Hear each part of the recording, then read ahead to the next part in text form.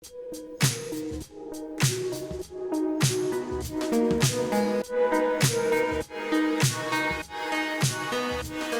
and welcome to the latest episode of Data Unchained. I'm your host, Molly Presley. So what is this Data Unchained podcast all about? I get asked this quite often as people are starting to become more familiar with the name of the podcast. Let me give you a little bit of background. The data paradigm for data access has changed.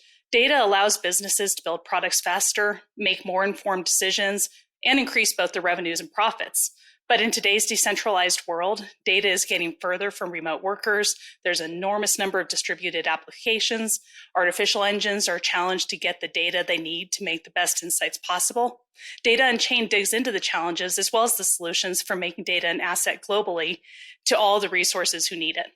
Today, we have two really incredible industry visionaries joining. This is kind of a powerhouse podcast. I'd like to start by introducing Bill Inmon. He's become known as the father of the data warehouse. And even as we were just kicking off this conversation today, I was joking that it's kind of more like the Godfather. And I like that idea because the Godfather is a bit powerful, a bit scary, has a lot of influence to make things happen, whether you like it or not. And, this is a train that Bill saw coming a long time ago, and it's just caught ahead of steam more and more every single year. So Bill, I thank you for joining today's call. It's just been a pleasure to get to meet you through this process. Separate from that, we have David Flynn, who is another amazing visionary in the industry who has founded several technology companies that have really changed the way data is processed, stored, accessed, all the way from the founding of Fusion.io on through his work at Hammerspace that has moved all the way from super fast hardware to software that makes data available. Together, I think we have a great conversation today talking about this idea of making data available for analytics. So first, Bill, would you give just a little bit more background about yourself and the kinds of things you've been doing over the last, more than a decade in this data warehouse space? Surely. I'm in Denver, Colorado. I have two Scotty dogs and a wife, and we have been working on the project for a number of years now of taking text and turning text into something that's usable. A lot of corporations have got text in many forms, and there's a lot of really valuable information that's wrapped up in text. But people aren't able to take text and turn them into something that's useful. And that's what we do. Awesome. And you've written a few books. Maybe talk a little bit about yourself as an author. Okay. I have to tell you, I come from a family of writers. My sister has written a number of books. My father wrote books. And one of our early ancestors was Edgar Allan Poe. And so I've never taken a writing course in my life. And one day, out of pure frustration, I sat down and wrote a book that I really wrote it for myself, to explain to myself about the company I was working for and the stupid decisions that they were making. And so when I finished the book, I was sitting there by a fireplace one day, and I finished the book, and I nearly burned it. I thought, the worst that anybody can tell me is that this book is terrible. So I submitted it. I was in the Bay Area at the time, Silicon Valley, and I submitted it to 5 publishers, and I'll be the son of a gun. I had 5 major publishers want the book. And I have to tell you, it was more of a surprise to me than anybody else. And since then, I've discovered that I really enjoy writing, and I really enjoy writing. I've actually had published 65 books right now. I had the books translated into 9 languages, and I've sold worldwide, I believe, about 1.5 million copies. That's super cool. Putting yourself out there and then having that kind of success is awesome. I'm going to share one other little story that there's a company called Databricks, which people in the data analytics space know very well, but it's one of those companies that has a lot of mystique and a lot of success around them. And I saw that you did a 4-day session with Databricks overseeing an educational summit with them. And I just think about what a great session that must be, having you leading and guiding the folks who are driving technologies like Databricks into the market. So super cool to have you here. Not to be overshadowed, certainly David Flynn, if you could talk a little bit about your background, and then we'll jump into the meat of this conversation. Well, I'm just really honored to be here with Bill, and very much am in awe of his writing capabilities. It's not something that I have done myself, so very cool. My background more on the tech and typically in the high performance area, starting with some of the early introduction of InfiniBand in the supercomputing world, and then most notably the company Fusion.io, where we introduced the first enterprise-grade solid-state SSDs and what has become the NVMe standard. So the whole concept of if we're going to shift the media to something higher performance, we ought to think about a re-architecture of how it is connected. The buses, protocols, controllers, and systems that had grown around mechanical drives needed to be completely rethought, mostly bypassed and changed. So Fusion.io was very successful in introducing solid state. And then went on back to my roots in software. Did hardware because it was a necessary evil. Somebody needed to integrate Flash in a higher performant way. Then went back to the software side, which was to solve the problem that was then created of how do you manage distributed data, whether it's distributed across servers in Flash within the data center, distributed across storage systems. Across whole data centers, and that's where we are with Hammerspace is abstracting data at its lowest level, at the file system level, from the infrastructure that stores it. So through my career, I've mostly been working at a lower level than Bill at the database and data warehouse level. So I'm really looking forward to the discussion here. It's the next level up the stack, so up the value chain. Perfect. So let's talk a little bit about what is a data warehouse, kind of for those who may not be familiar with the terms, but may get to take advantage of what happens when there's a data warehouse in existence. Could you talk a little bit, Bill, about the concept of a data warehouse and where it kind of originated from and maybe how it's evolved over the last several years? Data warehouse started with the pain that people were suffering from having applications. Years ago, organization had lots of applications, and they discovered one day that they couldn't have any kind of communication or exchange of information across applications. And so data warehouse went in and said, we need to have truly enterprise or corporate-wide data. And to do that, we've got to go back into these applications and rearrange how data is treated, defined, called, etc., and so forth. And what happened was data warehouse in the early days meant that there was believable, reliable, enterprise-wide data. Today, there is a bit broader definition of data warehouse because people still are suffering with the application silos of information they have. But in today's world, we're bringing in all kinds of other kinds of data into the data warehouse, such as textual data, that we found that we can start to add textual data to a data warehouse, and that opens up all kinds of doors. But another kind of data that we can put into a data warehouse is analog IoT data. And so when you mix textual data, analog IoT data, and classical application structure together, again, you need to have across the enterprise believable data. Because, and you say, well, why do we need enterprise believable data? Because corporations need to answer such simple questions as how many customers do we have? How much revenue do we have? What kind of products do we have? You would be amazed at the corporations that can't answer those basic questions.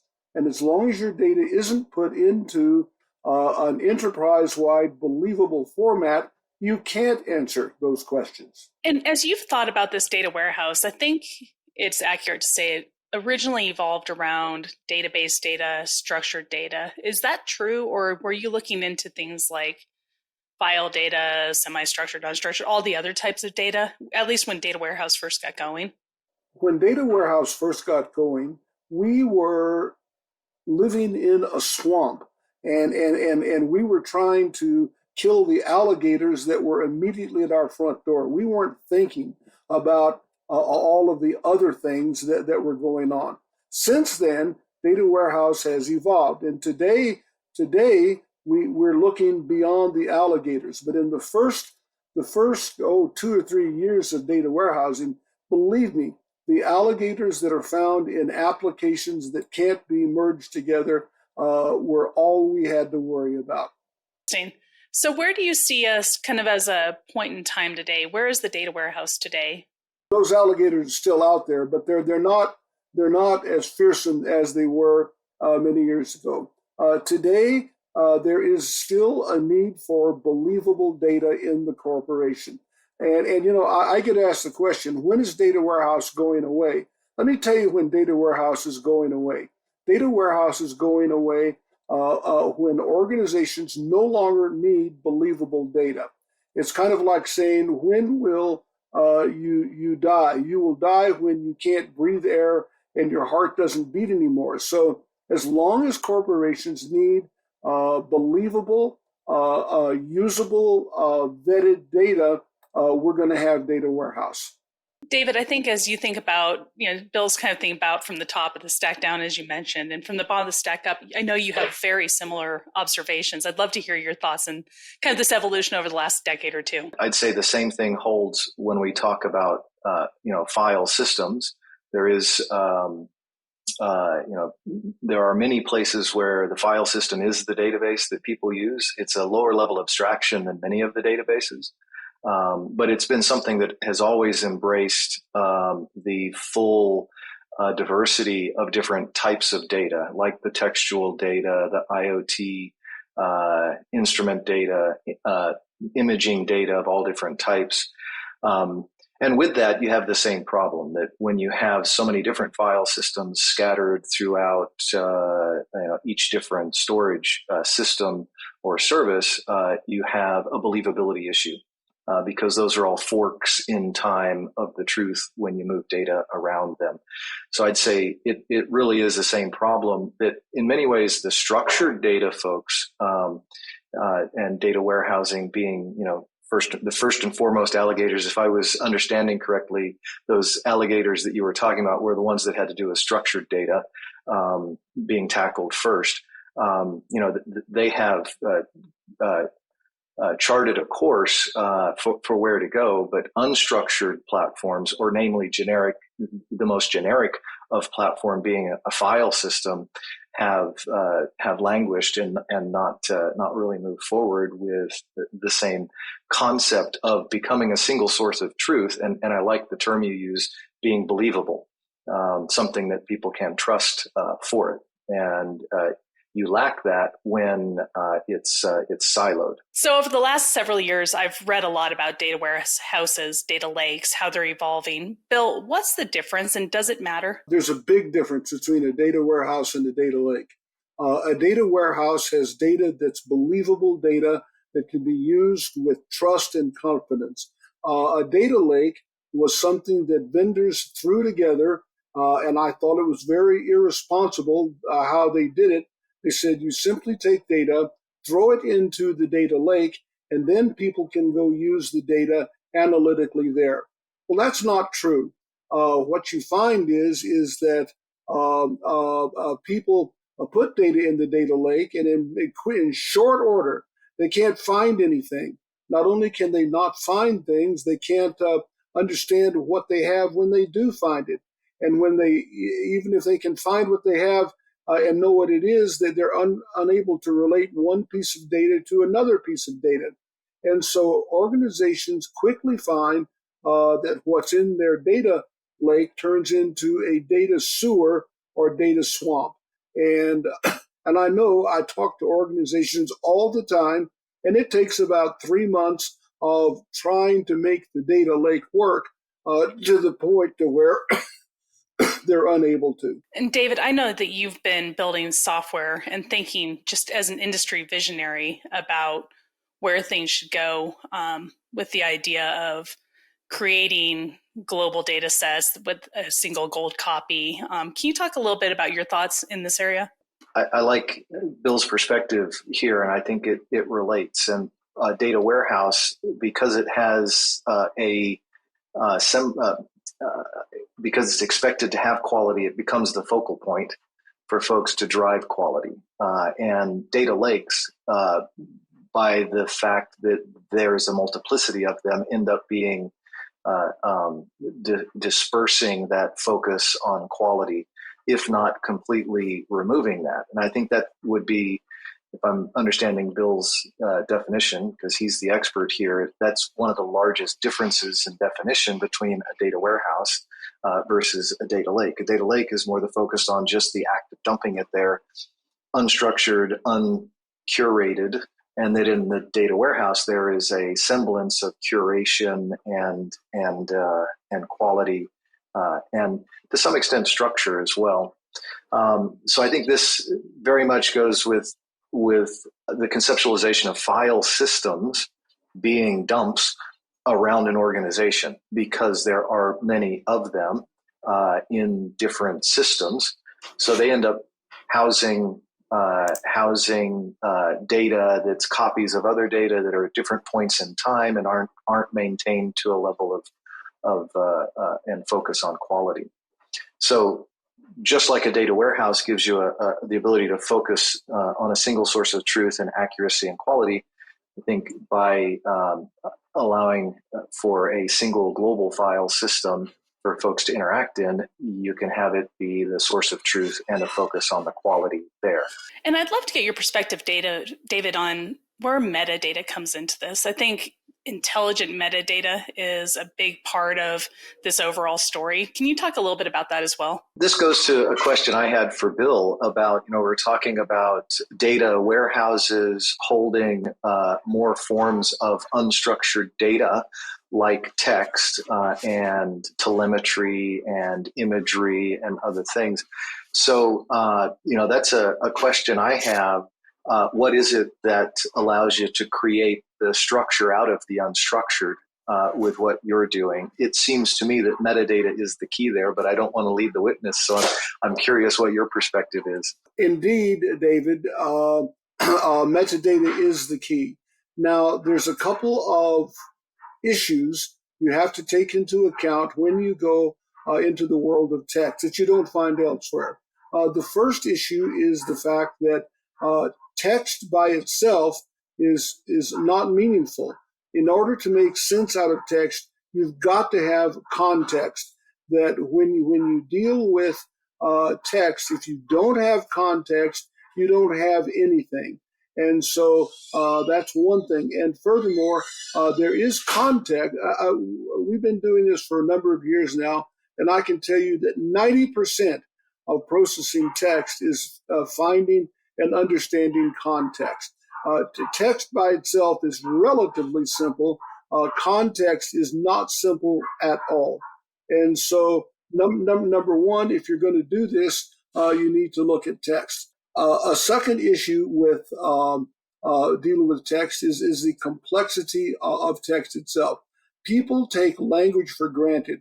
We take language for granted because we speak language, but our heads are stuffed full of rules. Rules of spelling, rules of meaning, rules of pronunciation, rules of punctuation. We don't realize it, but when we communicate, either writing or speaking, our brain in the background is processing, I don't know how many million, but a lot of rules. And we take it for granted because our brains just do this.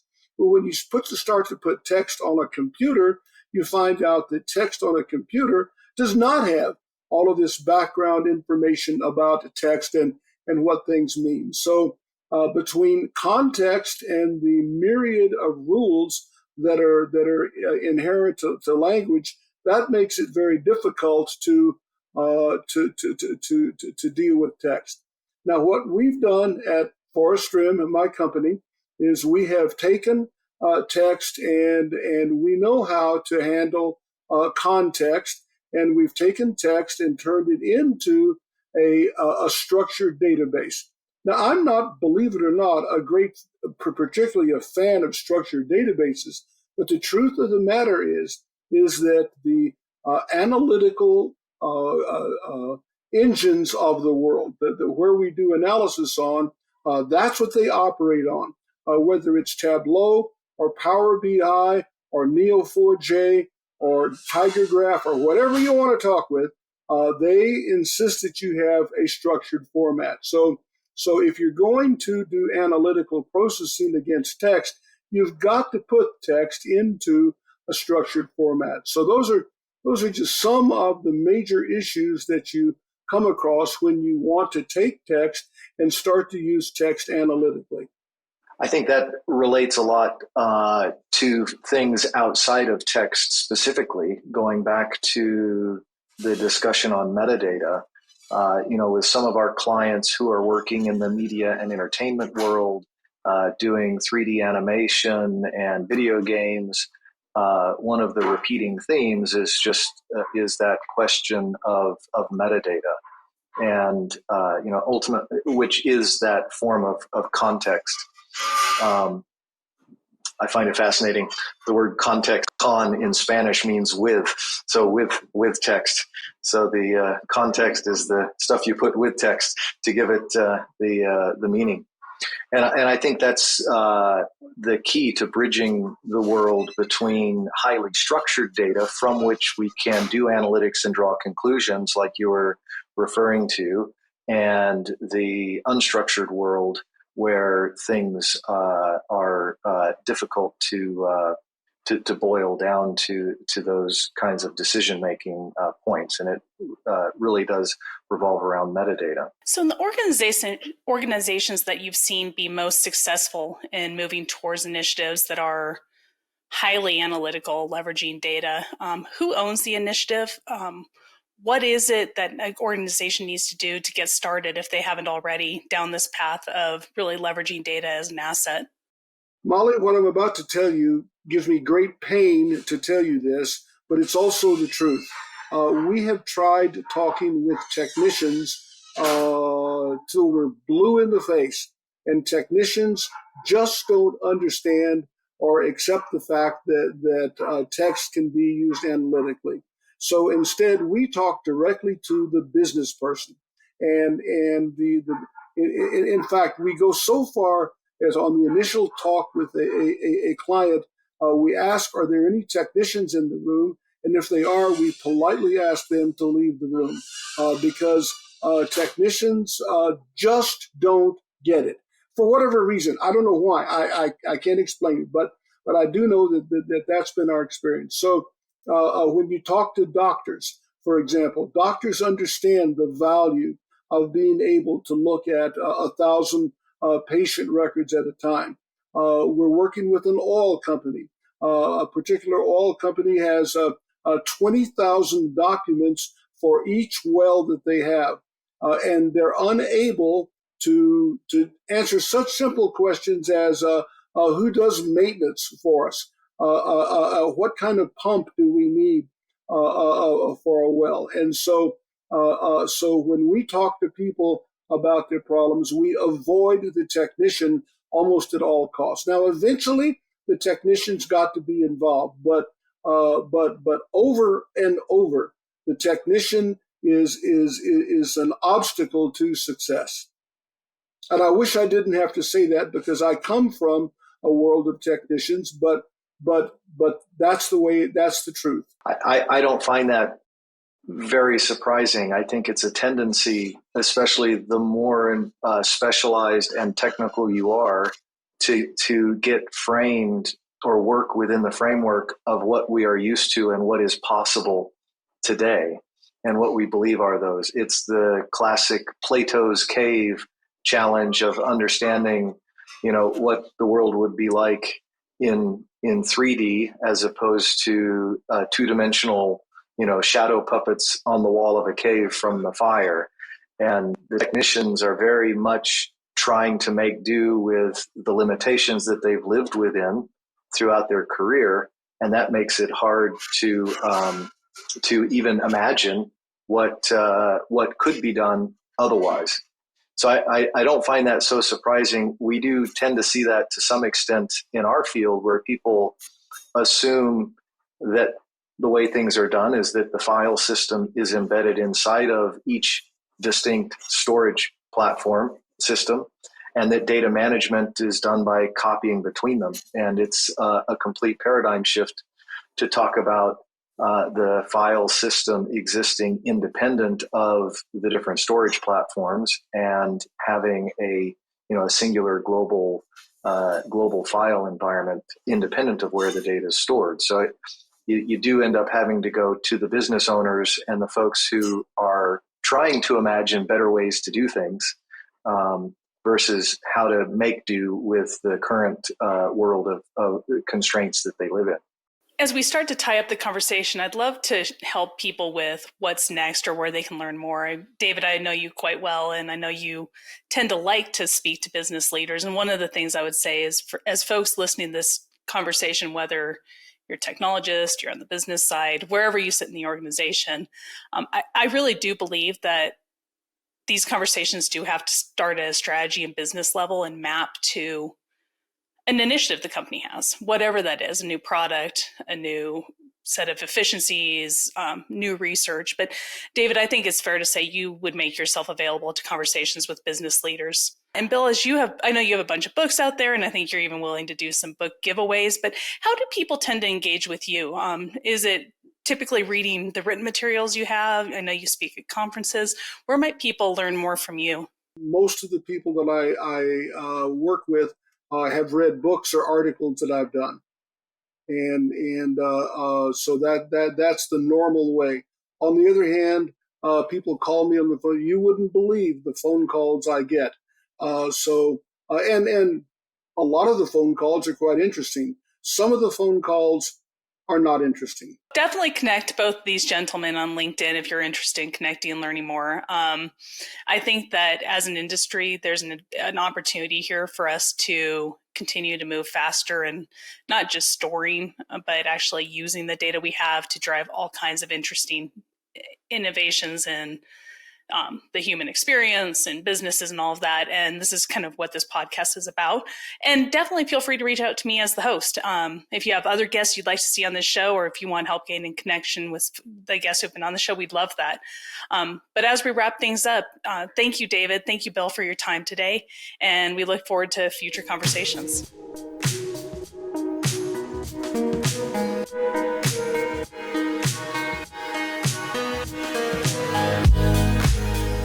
Thanks for listening to Data Unchained, powered by Hammerspace. To learn more, visit hammerspace.com. If you have a guest you would like to hear on the show, email me at molly@hammerspace.com.